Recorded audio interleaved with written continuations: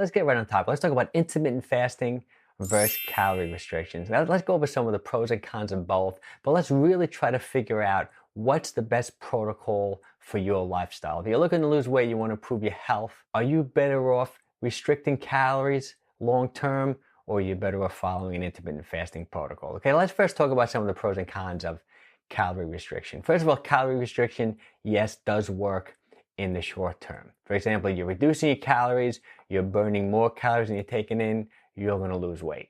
Okay, some of the negatives though is that first of all, it's really hard counting calories. It's like a full-time job, looking up all the foods you're eating, first of all, trying to figure out what your equilibrium is, like what's your basal metabolic rate, like how many calories you're burning, how to reduce them. It's not an easy thing to do. But let's say you just go on a low-calorie diet. Okay, initially you will lose weight. But what happens long term?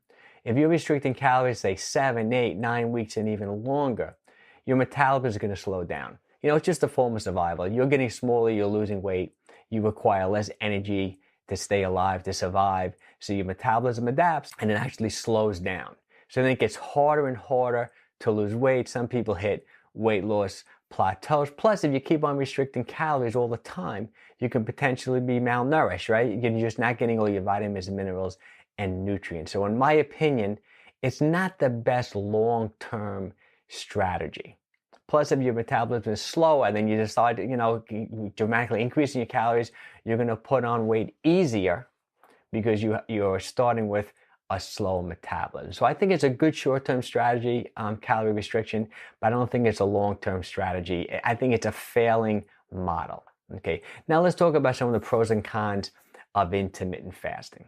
Okay, now just so for intermittent fasting, it just means is that you're limiting your calories to a restricted eating window. Like a really popular approach is 16-8. You may have heard about it in the news. You fast 16 hours, all the celebrities are doing this, and then you're taking all your calories within an 8-hour eating window. But the fact that it's called intermittent is that you don't do it every day.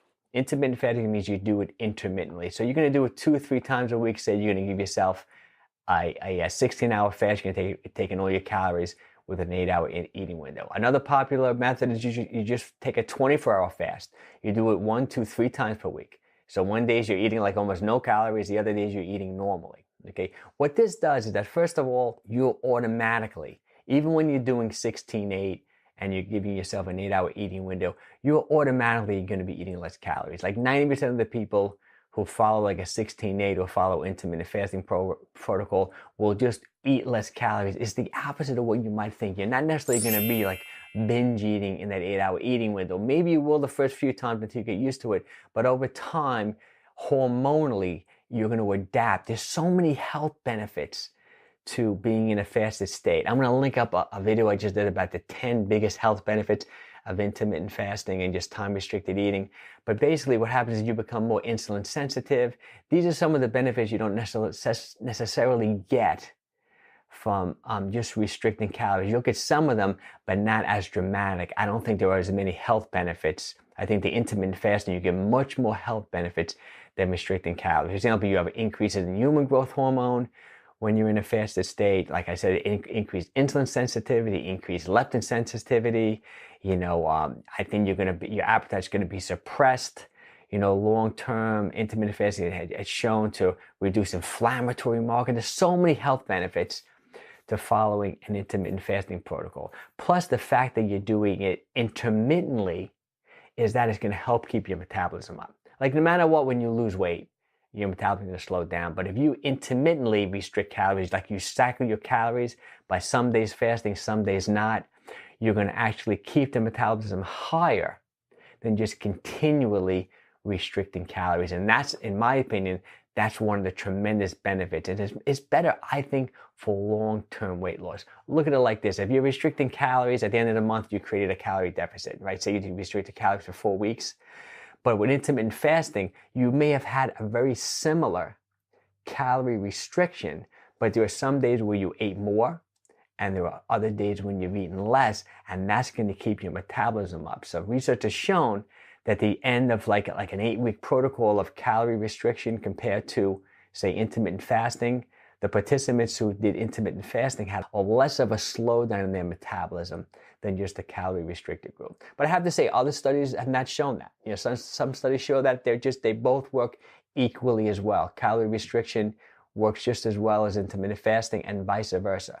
But then again, now there are other studies, in my opinion, that have shown that even if you ate the same amount of calories. So if someone did intermittent fasting, actually there was a great study on weightlifters. It was an 8-week study where they had half the group of these weightlifters, you know, do intermittent fasting, do 16-8, and the other half ate normal 3 meals a day, and they both ate the same amount of calories and the same macros, same amount of protein, same amount of fat, same amount of carbohydrates.